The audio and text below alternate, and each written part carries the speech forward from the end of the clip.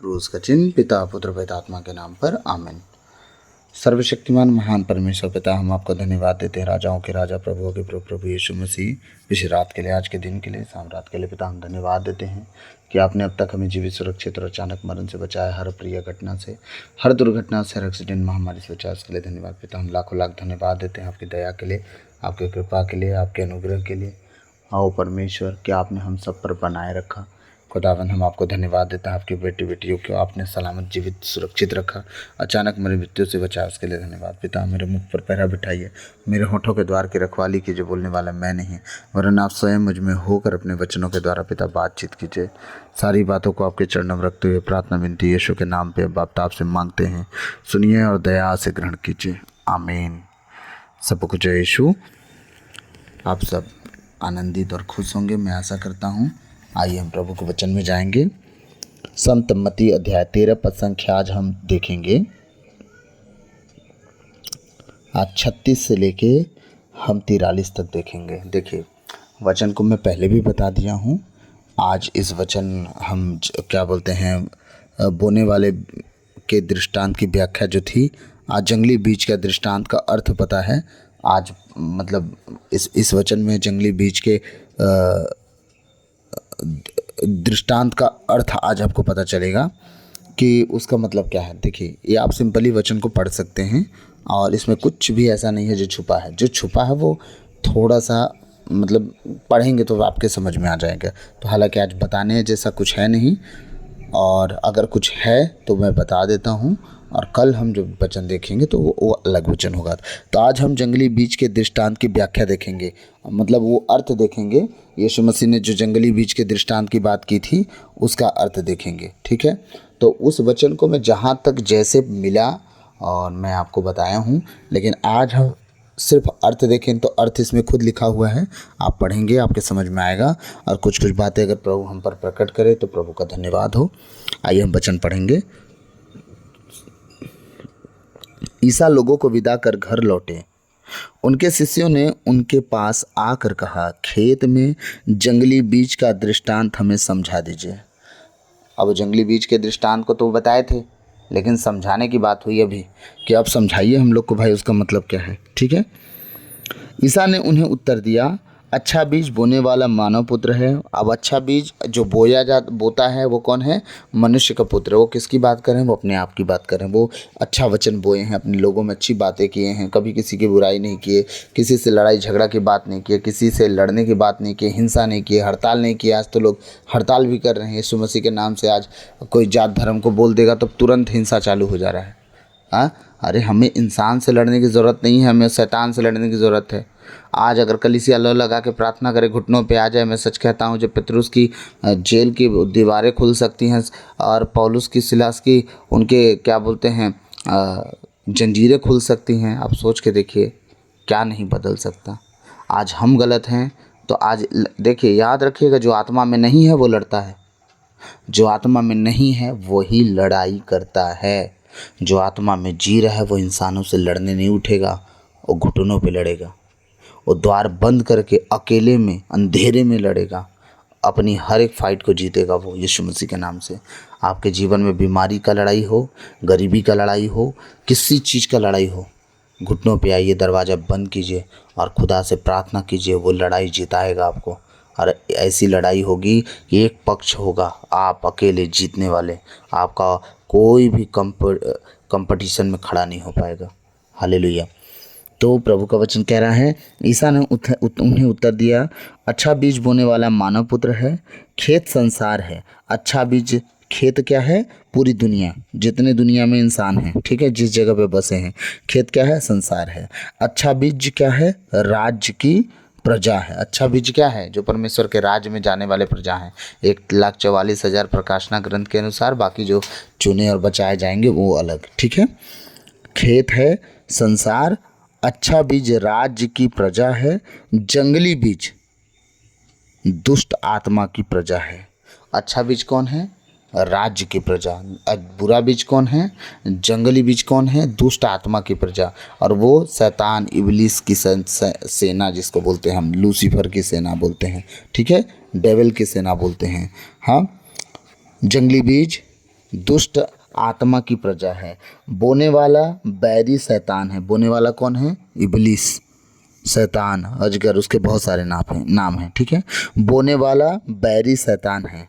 कटनी संसार का अंत है। कटनी का मतलब वो जो खेत को काटने की बात हो रही थी कि मालिक बोलेगा अपने किसानों को कि जाओ खेती काटो, लेकिन अभी दोनों पेड़ों को एक साथ उगने दो, गेहूं को भी और जंगली बीज को भी।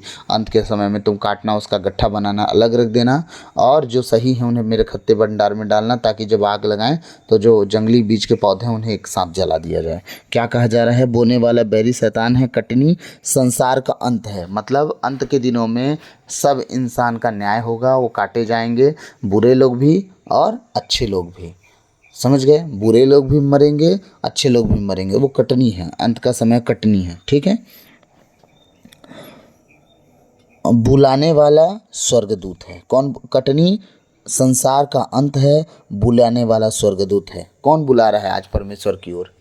कौन आपको बुद्धि देता है? कौन आपको ज्ञान देता है? कौन भेद की बातें आपके दिल और दिमाग में डालता है कि ऐसे नहीं करना, ऐसे करना, ऐसे नहीं करना, ऐसे करना, ऐसे नहीं चलना, ऐसे चलना? कौन है? स्वर्गदूत है, जो आपको इशारा करता है कि देखो ये गलत है, ये गलत है, ये गलत है, ये सही है, ये सही है, ये करो, ये ना करो, ये करो, ये ना करो। ये स्वर्गदूत ही हैं जो आपको रास्ता दिखाते हैं, आपको पैरों को पत्थर से चोट नहीं लगने देते। याद रखिएगा। तो कह रहे हैं लूनने वाले कौन हैं? स्वर्गदूत है। आपको कहाँ से लूनेंगे, कहाँ से बोएंगे, कहाँ से उठाएंगे, कहाँ से निकालेंगे, कहाँ से बुलाएंगे, ये सब स्वर्गदूतों का काम है। परमेश्वर कहते हैं कि जब मैं बादलों पर आऊँगा तो मैं पूरब से पश्चिम तक अपने दूतों को भेजूँगा, मेरे लोगों को चुन चुन के लेके आएँ। जहाँ भी मेरे लोग होंगे, धरती के आखिरी छोर तक मैं उन्हें बुला लूँगा। सोच के देखिए, जब बादलों पर आएंगे तब। हाँ, कह रहे हैं कटनी संसार का अंत है, लूनने वाले स्वर्गदूत हैं। मतलब उन्हें बीनने वाले, उन्हें बटोरने वाले, इकट्ठा करने वाले कौन हैं? स्वर्गदूत हैं, ठीक। जिस तरह लोग जंगली बीज बटोर कर आग में जला देते हैं, वैसे ही संसार के अंत में होगा। क्या कह रहे हैं? जिस तरह लोग जंगली बीज बटोर कर आग में जला देते हैं, वैसा ही संसार के अंत में होगा। परमेश्वर का वचन क्या कह रहा है? अब ये बताइए, जितना झाड़ बेरी ऊट कटारे आपके खेत में, आपके बाड़ी में, जिस बाड़ी में आप क्या बोलते हैं सब्जी लगाने वाले होते हैं, उस बाड़ी में कितने तरह के वो कांटे निकल जाते हैं। धतूर का पेड़, भंगरैला का पेड़, बैर का झाड़ी, कुछ कुछ निकलते रहता। फिर क्या करते हैं? आप उसे काटते हैं, तुरंत आग लगा नहीं देते, क्योंकि सूखने के लिए उसे कोने में छोड़ देते, एक मेड़ में छोड़ देते हैं। फिर क्या होता है? जब वो सूख जाता है तो क्या करते हैं? जाके वहाँ आग लगा देते हैं। परमेश्वर क्या कहना चाह रहे हैं इस वचन के द्वारा?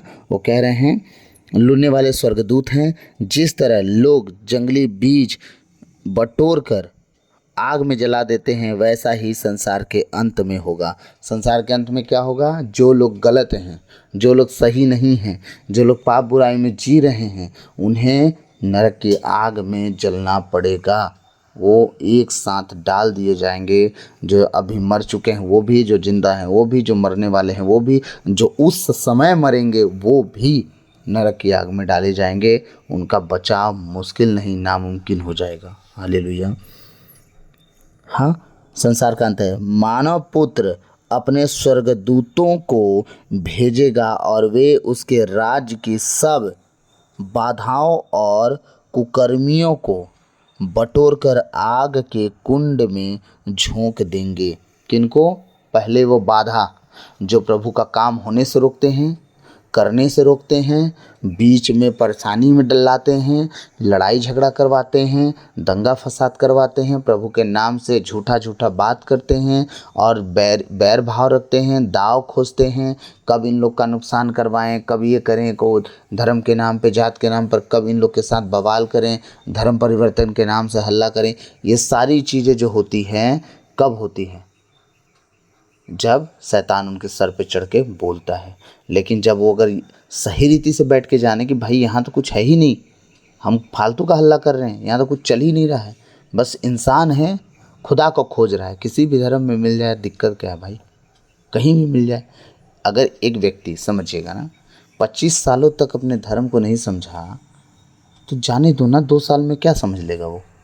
अगर सच में अगर इतने बेवकूफ़ होते तो पढ़े लिखे यीशु मसीह को क्यों खोजते, क्यों उसके पास जाते। दूसरी बात, अगर अपने धर्म में खुश नहीं दूसरे धर्म में जा रहे तो आप लड़ के किसी को अपने घर कितना दिन बुलाओगे। एक बेटा अपने बाप से झगड़ता है, लड़ता है, घर से निकल जाता है, बाप पीछे पीछे भागता है, नहीं। आप लोग भी मत भागो, छोड़ दो, जो जहाँ जा रहा है। आप लोग के हिसाब से तो देखिए, जो मतलब लोगों के हिसाब से तो भाई उनका धर्म बहुत अच्छा है, चाहे वो कोई धर्म के लोग हों जो यीशु मसीह को मान रहे हैं, उनका धर्म तो बहुत अच्छा है। तो अगर उनको छोड़ेंगे तो लोग मरेंगे, तो मरने दो। जब वो मरना ही चाहते हैं तो मत परेशान हो, आप किसी के लिए मत परेशान हो। मैं बस एक बात कह रहा हूँ, ठीक है। हालेलुया। तो ये जितनी बातें चल रही हैं, प्रभु क्या कह रहा है?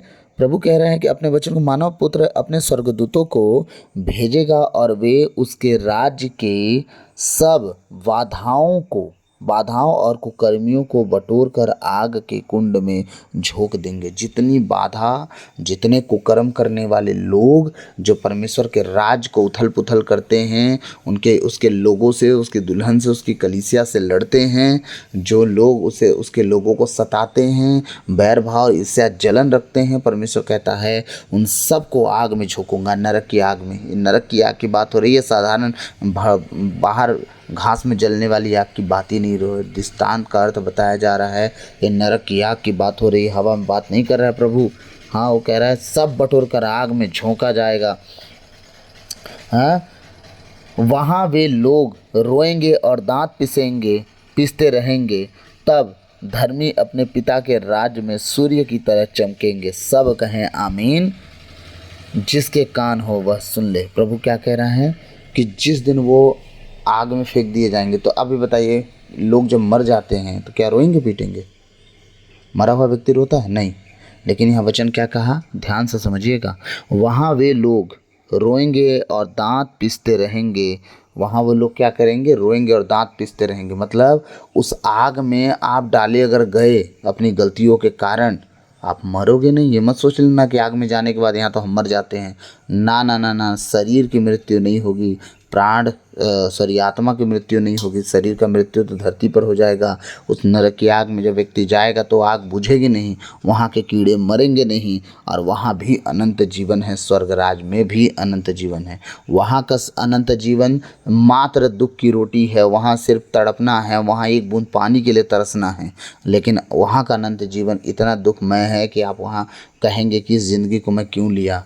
और स्वर्ग राज का आनंद ये है, स्वर्ग राज का अनंत जीवन ये है कि वहाँ किसी बात का दुख है ना, दाग है ना, झुर्री है, सिर्फ और सिर्फ खुशी और आनंद है। अपने पिता परमेश्वर के सिंहासन के सामने खड़े होकर उसके नाम की होसन्ना करना है। वहाँ खजूर की डालियाँ लेकर, सफ़ेद कपड़े पहनकर होसन्ना होसन्ना हमें करना है। और हमारा जीवन वो आनंद और सुख में बीतेगा जो कभी ना धरती दे सकती है नरक, क्योंकि ना वहाँ दाग होगा, ना झुर्री होगी, ना बुढ़ापा होगा, ना किसी को बुखार आएगा। परमेश्वर का वचन कहता है वो सब महिमान्वित हो जाएंगे, महिमा के शरीर में परिपूर्ण हो जाएंगे। ये होगा वहाँ। हालेलुया। वहाँ वे लोग रोएंगे और दांत पीसते रहेंगे। कौन लोग?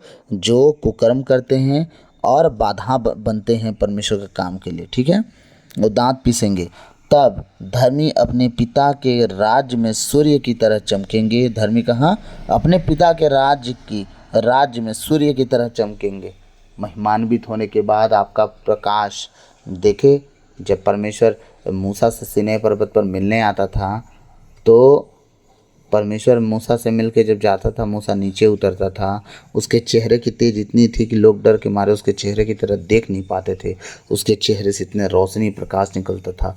वो महिमामय स्वरूप परमेश्वर देगा कि आप सूरज की तरह चमकोगे। हाँ, कह रहा है प्रभु का वचन। तब धर्मी अपने पिता के राज्य में सूर्य की तरह चमकेंगे। धर्मी किसकी तरह? अपने पिता के राज में सूर्य की तरह चमकेंगे। जितने लोग स्वर्ग राज में उस दिन जाएंगे, तो धर्मी ही जा पाएगा, सब तो जा नहीं सकते। तो जितने लोग स्वर्ग राज में जाएंगे वो सब सूरज की नाई चमकेंगे। तब प्रभु का वचन कहता है स्वर्ग में सूरज उगेगा नहीं और रात कभी होगी नहीं। परमेश्वर के मुख के प्रकाश से स्वर्ग चमकता रहेगा। मेरे माता पिता, भाई और बहनों, स्वर्ग बहुत खूबसूरत है। आपके सोचने से परे इमेजिनेशन जो होता है ना, हम सोचते हैं जो, बैठ के भविष्य की बातें सोचते रहते हैं, ऐसा हो जाता वैसा हो जाता, या ऐसा होगा या वैसा होगा। आपकी सोच से परे हैं। परमेश्वर स्वर्ग का राज्य ऐसा बनाए हैं। तो मैं आप सबसे विनती करता हूँ कि आप कुछ भी करें, उस स्वर्ग राज को पाने की तैयारी करें। दुनिया की सारी चीज़ें यूं ही मिल जाएंगी और दुनिया का कोई चीज़ आपको काम में ना देगा। याद रखिएगा, एक दिन सब हाथ से चला जाएगा। आज आपके हाथ पैर अच्छा चल रहे होंगे तो आपके बच्चे सीधे मुंह बात नहीं कर रहे हैं। सोचिए, जब हाथ पैर नहीं चलेंगे तो बच्चे कैसे करेंगे? माना कि वो लोग करेंगे भी। ये बात बताइए, जब आप प्रभु को जान के अनजान बने रहे, प्रभु को छोड़ के जीवन जी लिए, प्रभु के साथ सही रिश्ता नहीं बिताए, बुढ़ापे में रिटायर होता है व्यक्ति और परमेश्वर के साथ समय बिताता है, उसके वचनों को बहुत पढ़ता है। लेकिन आजकल के बुजुर्ग लोग बुढ़ापे में रिटायर होने के बजाय घर का और काम कर रहे हैं, इसीलिए आज भी वो बहुत पीछे कलीसिया हो गई। इसलिए मैं आप सबसे विनती करता हूँ कि प्रभु के वचन के लिए जीना सीखिए, स्वर्ग राज की तैयारी कीजिए, अपने भविष्य की चिंता कीजिए। क्योंकि याद रखिएगा, न धन न कुछ भी, गाड़ी बंगला कुछ काम नहीं देगा, एक दिन सब आपको छोड़ के जाना होगा। ये है कि उसे भी साइड में रखो और परमेश्वर को पहला स्थान दो। तो मैं आशा करता हूँ आज का वचन थोड़ा बहुत शायद आपके समझ में आया हो। वैसे भी इसका अर्थ तो ऑलरेडी आपको पता है। और जो भी हो, परमेश्वर आप सबको बहुत आयत से आशीष दे आज के वचन के द्वारा। आप बचे, आपका घराना बचाया जाए। आमीन। सबको जय Yeshu. God bless you all.